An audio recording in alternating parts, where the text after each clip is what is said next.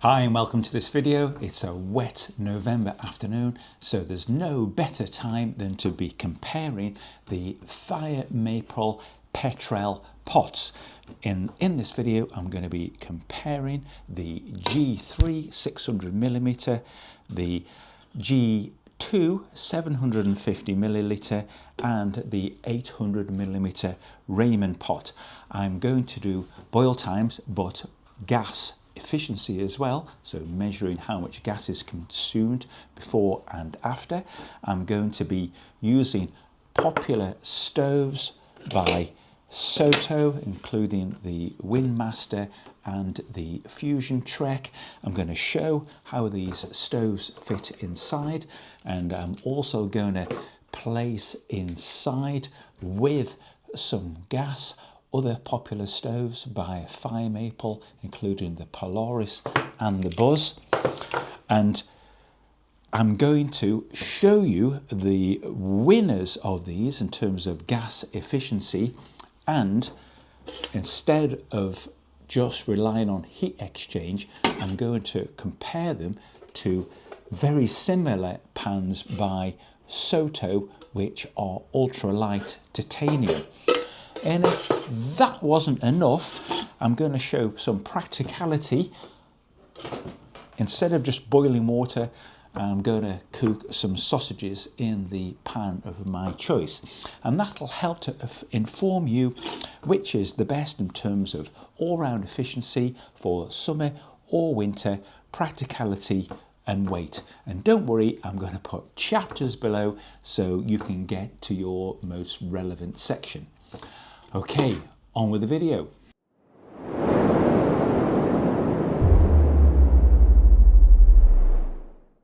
Okay, let's begin by comparison of the pots themselves. This is the G3, described as 600ml. This is the G2, 750, and this is the Ramen pot. And Ramen actually is noodles, and apparently it's better for cooking that sort of thing in, and that's 800ml. Now, all of these will hold more liquid than that, but that actually describes the amount of water that you could safely boil in them without it going over the top, being careful, of course. Now, all of them are anodized aluminium, and all of them have a heat exchange device on the bottom. And of course, this is a mechanism designed to increase the surface area at the bottom of the pan via these flutings, and of course they will absorb more heat from your flame that will be conducted through into the pan itself, therefore heating up your liquid more efficiently. And of course that compares to a flat bottom, rather greasy pan here. But of course you have to balance that efficiency and gas consumption weight against the weight of the actual pan itself. With this metal here, that's going to add more. So all of them have a form of stainless steel handle that simply locks in place, and all of them have a locking mechanism and a rubber cover over the handle, and with all of them it locks in place using a similar mechanism. And to release it, it's very simple. You just squeeze it together and that's locked in place now. Squeeze it again and that is really simple, and I found it very practical in use, and it gives you a good sturdy handle to hold. Now you can see I've well used all of these. I've kind of tested them a lot, starting off with the smaller pot, 167 grams, the G2 191 grams, so only a small weight penalty for increased volume and width. And then the Ramen pot, 194.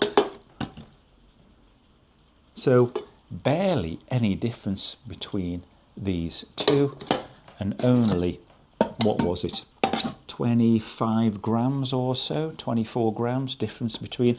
So in terms of actual mass, pretty much negligible difference really. I think it's all about which shape you prefer. Now looking at some more of the differences, the G3 has a clear top and a strainer there for pouring off liquid, and in practice that works pretty well and is quite secure. You can see there's no pouring lip on this, which I believe is quite important.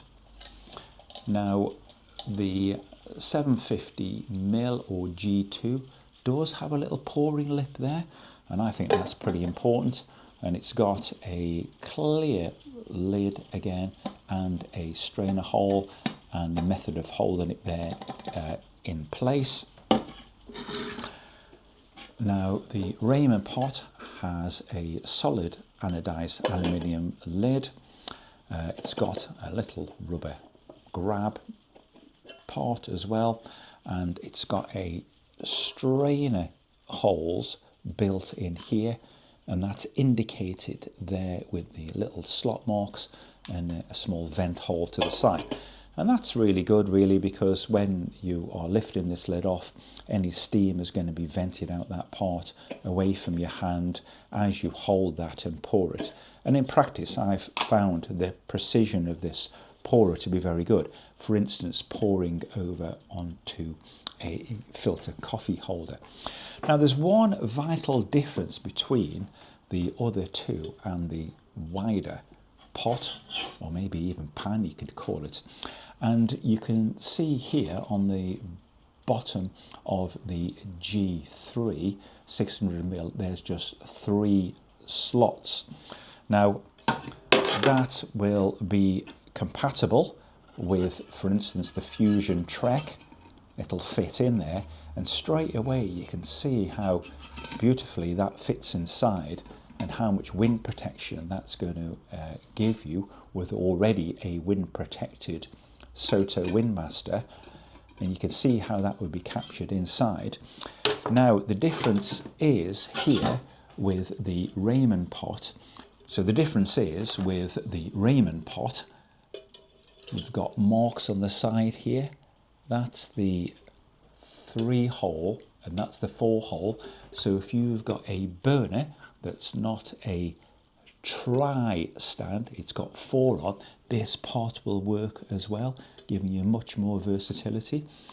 So what you do is just marry that up to the 3, and if you had a 4-pronged burner, that would go into that 4 marker there. So you've got some versatility. Straight away, I think, between the G3 and the Ramen, the only advantage of this is volume in terms of less pack size. There's no advantage in weight, and if you just want to fit it into a small space and just use a small volume of water, then this is what you would go for, and of course it changes what you can fit inside.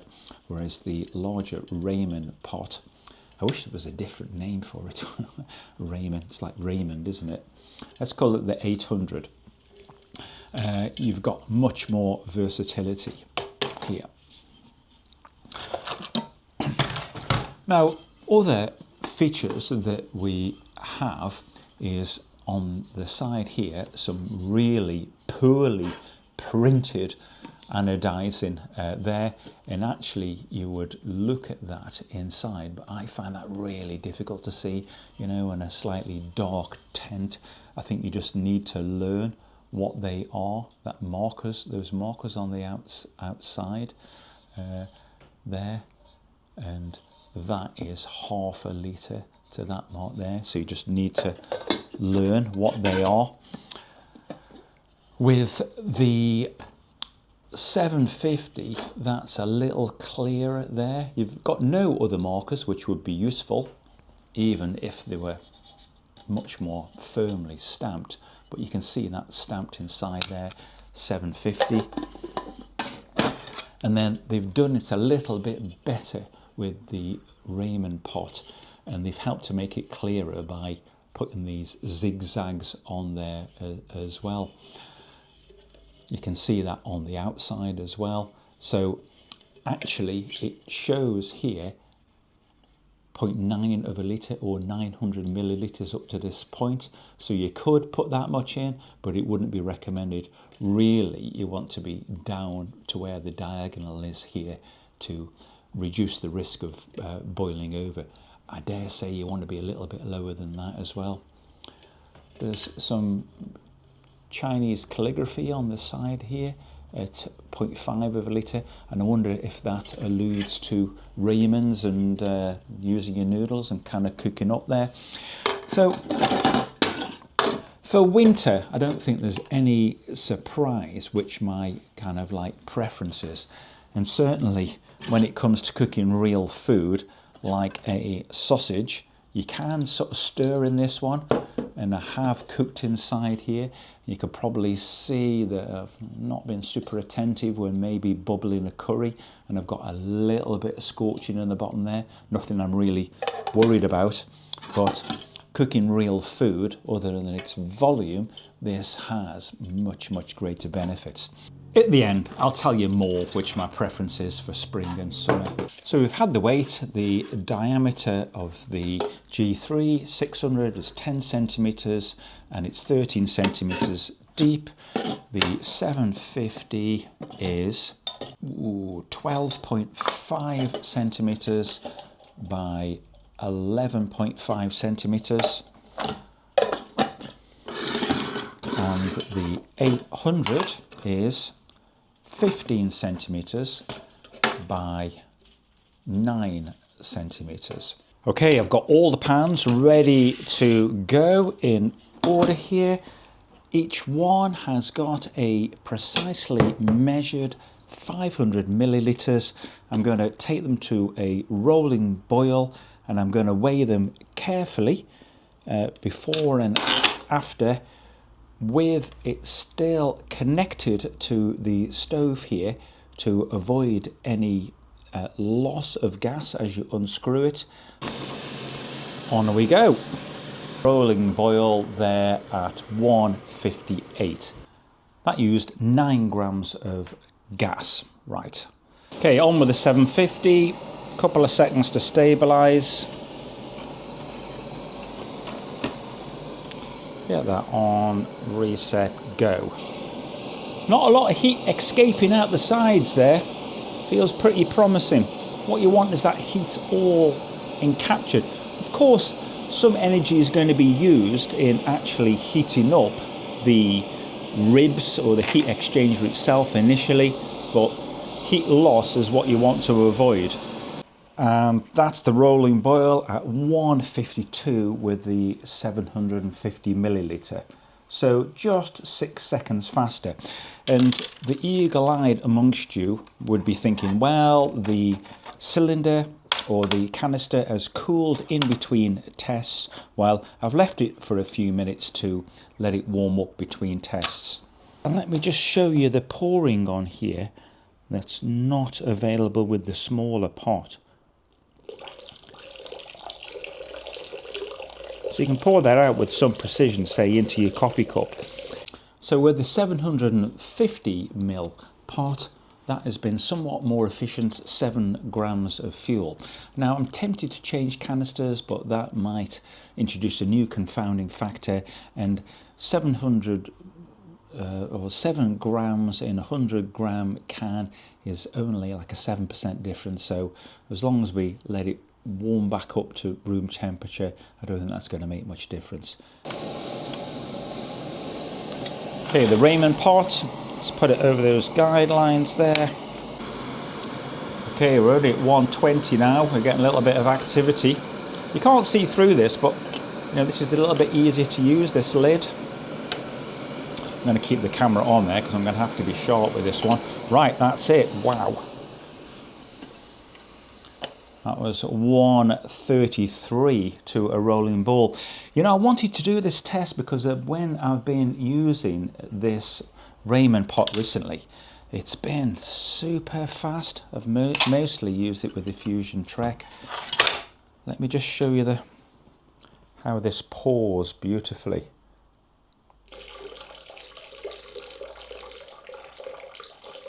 Really nice pour there, nice and safe. Okay, let's get this little monkey weighed here, and we'll have a look at the big moment here. Let's crack on. So less time, same amount of gas. Doesn't really make sense unless kind of like something's going on with the burner efficiency, the temperature of the whole unit. I think I might rerun. Okay, I'm going again with this with some fresh ambient temperature water, and I have changed the gas cylinder for one with the same volume in, but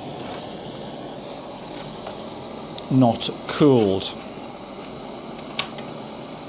With the Ramen pot here, I think the flame will be captured even more, but we are starting to get that kind of point between flame width and pan width.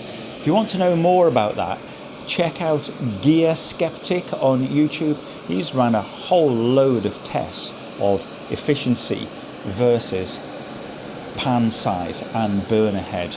Much more advanced than me. Yeah, there we go. 1 minute 15 seconds. So changing that gas cylinder definitely helped. Okay, here we go. Much more like it. That was on 230 before. 4 grams of gas. We've definitely got a steady improvement here from the 600 to the 750 to the 800 of 9 grams, 7 grams and 4 grams. So the wider pot is more efficient.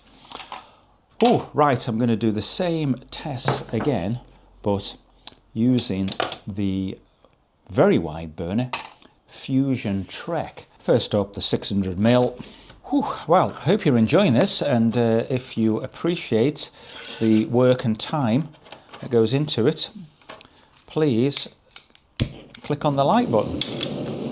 Eagle eye amongst you be thinking, he's using warm water out that bucket. Now, for the last Ramen test, where we got a really fast boil, I did use fresh water, and I've got a fresh bucket for these tests too. 1 minute 22 Fusion Trek, the 600 milliliter Petrel G3. 10 grams of gas and just 122. So bigger burner head, pretty quick to boil, but more gas used. Right, on with the 750ml, and I've put a fresh cylinder on here. So this is the wide Fusion Trek stove and a fresh cylinder, and we're already a minute into it. And again, that's been 10 grams of gas for my 1 minute 42. Finally, the 800ml Ramen pot. With those guidelines there, that's much easier to fit this on. You know, we've got the little 3 prongs guideline there. So, away we go. This seemed to be pretty efficient last time, especially when we did the retest. And again, I put a fresh canister on that's... We're on a minute with the Ramen pot. I'm going to have to watch this like a hawk. Right, 1 minute 26 seconds. Times aren't far off between them all, really. Right, 9 grams of gas this time. So I'm not, I'm getting a subtly different amount of kind of times to boil, but my gas efficiency isn't much different between them all, and the weight of the pans isn't much difference between them all. So it's a kind of like, other than the Windmaster, where I got much better efficiency, with the Fusion Trek and this big burner head, it's all kind of like getting balanced out a little bit, really. You know, around 10 grams of gas each time. I'm a little bit surprised, a little bit disappointed. I thought I would have had more efficiency with this. Just shows that the Windmaster is a really good stove. So last tests I'm going to run is with the winner, which is the Windmaster with the lightweight Soto titanium pans, and then we'll do some summing up. Wow, this is fun but hard work. So on we go now with the lightweight Soto titanium pot. This is 500 millilitres, really lightweight pot. I'll give you the weight of that in a bit. Straight away I can feel the heat lost off the outside. You know, that's difficult to touch that because of the flames licking up around the outside. Now, some would argue that really what you should do is have these things kind of turned down because that's more efficient, but I've got to try and standardize this. I've got to kind of try and do it the same way every single time. Ow. And that's 241 to a rolling boil. Pretty much a minute longer. Okay, that used 13 grams of gas this time, so just 3 grams of gas more. So what it comes down to in terms of kind of like fuel efficiency is the comparative weight of the pans. Now, the smaller Firemaple heat exchanger pan is 138 grams. Okay, by my amateur calculations, this would need 20 more boils to be more efficient in terms of gas carried than the lighter weight one.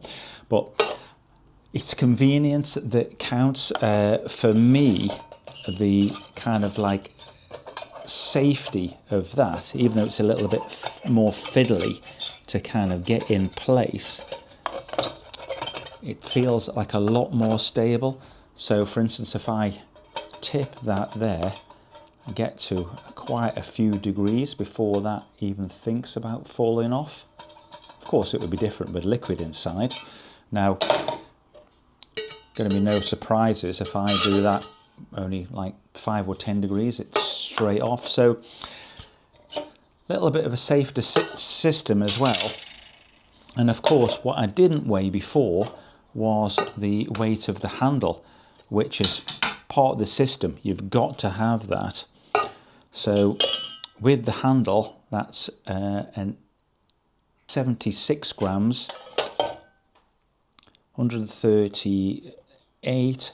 So that brings it down by another 5 boils, I think it is. Yeah, so that brings it down to 15 boils if you count the handle as well. So the efficiency margins start to get a little bit smaller. Last test for anybody that's still with me. This is the wide Soto. Okay, that almost caught me napping, 133. So wider a pot, much more efficiency. And I've left the scales on this time, and that just used 6 grams of gas at 133. So much better. Wider pot, better results. So that captures much more of the heat. Now, I know I've done the Ramen pot and the fusion trek again, but just to eliminate any mistakes and bias, that's on 218 grams. Away we go for a minute. That's it, 102.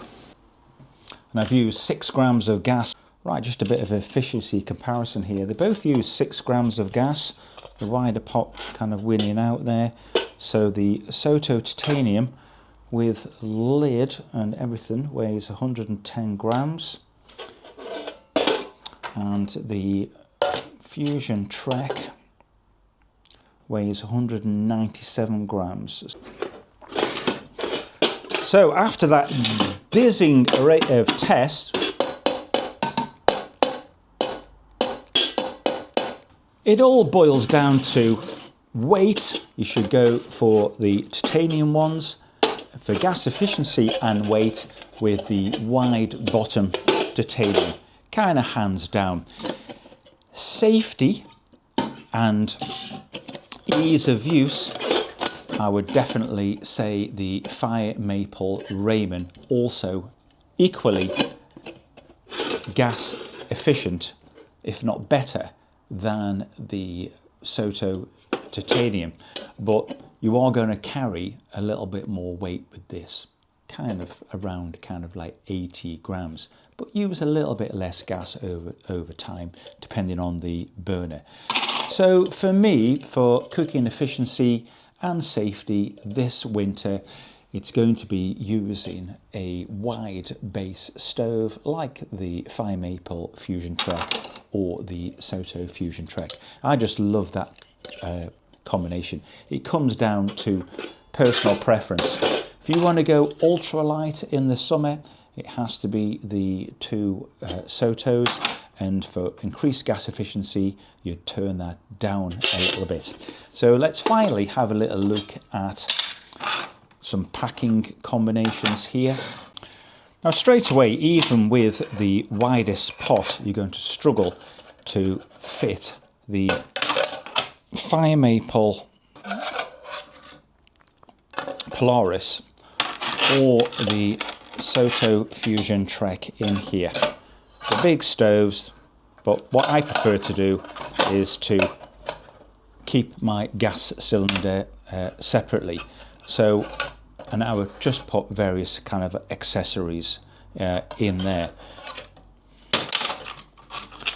You're not going to have a problem fitting the Firemaple Polaris in the 600 milliliter pot there, and you could fit some accessories down the side, but you're not going to fit gas in there.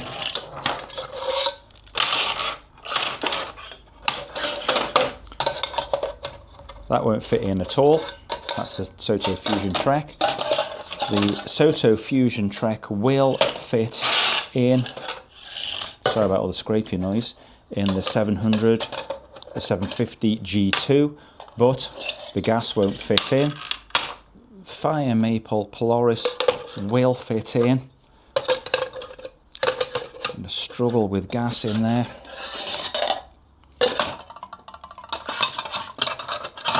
So with none of the pans, you're going to fit a remote canister stove and the gas. I would suggest you just put in the remote canister stove, and I carry the gas separately. Now for an example here, I'm just going to use the diminutive Firemaple Buzz. So evidently that's going to fit in the smallest one and will fit in any of these. The Firemaple is 184 and the Soto is 181. So, you know, I think this wins. It's just more difficult to pack, but it won't go with gas in any of these pans. So I'm going to pop that in there, ready for my next trip. I know that I can cook in there without scorching titanium. A little tiny bit heavier as a system, but I can do everything I need to do. So when it comes to real cooking, like with these rather nice Toulouse sausages here, my preference, especially in winter, is to use a remote canister stove like the Soto Fusion Trek, which you want to be able to get nice and low for cooking something like this. And I've also had great success with the Firemaple Polaris remote canister stove. Really nice burner as well, and a bit more compact. So what we need to do is just offer up the guided 3 slots, and straight away when you're cooking with something like this, with it fitting in the bottom of the heat exchanger, it makes for a really stable base. So when you're stirring, it's hard to kind of just knock off there. And if you were cooking ultra low, like with something like sausages, it'd probably be better to use a non-stick pan, but you know, when you're trying to keep the weight down, it's easier to get ultra low because it's less likely to blow out in the wind when you've got that good heat protection there. Cook real food in here. And of course you can see me knocking it about a little bit here, and it's not sliding off. A feature I absolutely love with this kind of slotted style style heat exchange pan. Makes it a lot safer, especially when cooking inside the tent. Not recommended. There we go, beautifully cooked. Some Toulouse sausages, a little bit of bistro salad, a bit of sweet beet kimchi on top.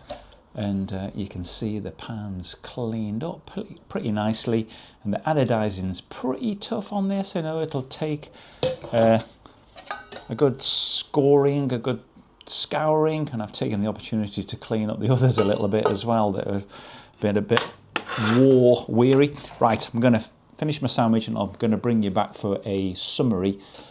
So I hope that's been worthwhile for those that have made it this far. An exhaustive test. Gas efficiency, the best here, heat exchanger, but at the penalty of weight, but major pluses for safety and cooking versatility. Whew, thanks for watching.